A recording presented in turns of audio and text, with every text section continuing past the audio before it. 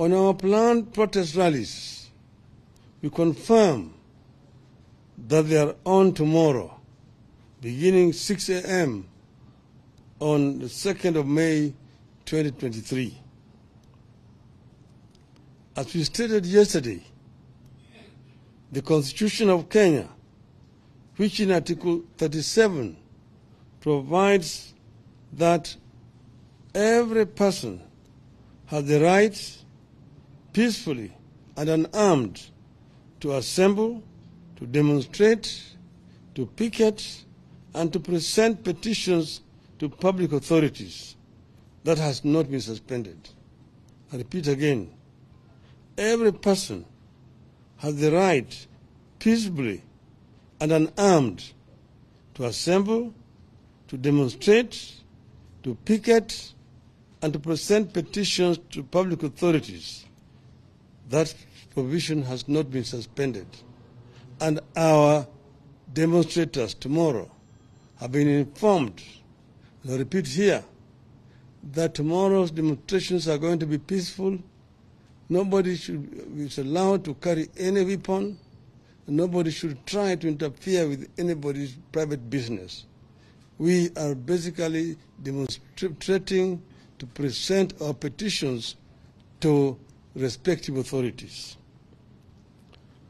Police cannot decide in advance that there shall be violence, then proceed to ban political activities that are protected by the Constitution. That is the making of a dictatorship. It amounts to a suspension of the Constitution. We will resist. We will resist.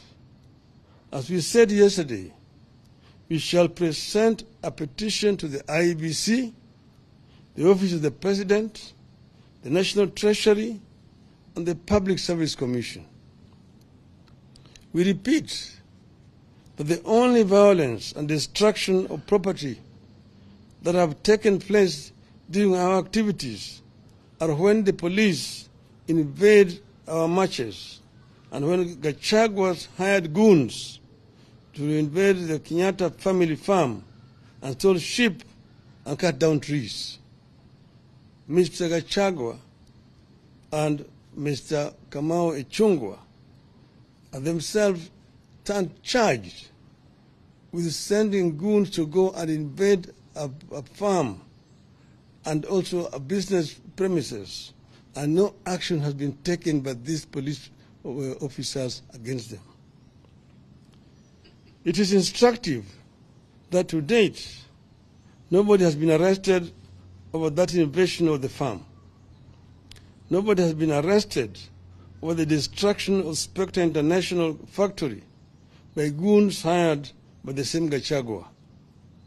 The state cannot purport to ban our activities on the grounds that it is protecting public property, while at the same time sponsoring the destruction of property in another corner of the city. So these demonstrations, as I've mentioned, are going to be peaceful demonstrations. Mr. Ruto, even today, has repeated that they are stand banned, that he's going to protect people's properties. We assure him there's going to be no destruction of people's properties. That is just an excuse. We assure Mr. Gachagua there will be no destruction of people's properties. People have been told to be peaceful. They're not even going to go to where people's places are. We're not going to markets. We're not going to shops. You say you're going to assemble at the Central Park in the city of Nairobi and march to the IBC headquarters and present a petition there. March to the office of the President along Uhuru Highway and present a petition. And also go to the Treasury buildings. There are no businesses along those streets. So therefore, nobody should come up with the excuse that they're going to protect people's properties tomorrow. They want to take this country to the dark days when people were not allowed to protest or to march. I invite them to see what's happening in France.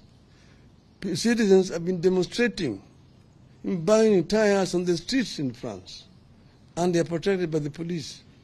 They've been demonstrating in Europe, in Britain. They've been demonstrating in Israel. They've been demonstrating even in Japan. So we want to tell these people that Kenya fought very hard to bring this new constitution. We will ensure that the provisions of this constitution are protected. The civil rights of the people of Kenya must be respected by whoever is in the regime, unless they want to impose a kind of civilian dictatorship back on our people. Asante sana. End of the statement.